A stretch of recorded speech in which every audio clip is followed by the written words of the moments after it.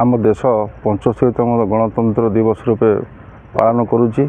सारा भारत वर्ष रे यह पालन होजी एवं यही अवसर रे ओडिशावासी तथा बौद्धवासी को मोर हार्दिक अभिनंदन संगे संगे प्रभु जगन्नाथ पाखरे एतिकी करुणा करुच्ची। यही दिनटी तांकर शुभमय श्रृंखला दिन हो यह ही मोर बौद्धवासी तरफ को अनुरोध कर समस्त गुरुजन माँ मौसी भाई भौणी मानू मोर श्रद्धेय नमस्कार।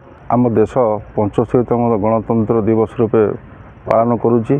सारा भारत वर्ष रे यह पालन होजी एवं यही अवसर रे ओडिशावासी तथा बौद्धवासी को मोर हार्दिक अभिनंदन संगे संगे प्रभु जगन्नाथ पाखरे एतिकी करुणा करुच्ची। यही दिनटी तांकर शुभमय श्रृंखला दिन हो यह ही मोर बौद्धवासी तरफ को अनुरोध कर समस्त गुरुजन माँ मौसी भाई भौणी मानू मोर श्रद्धेय नमस्कार।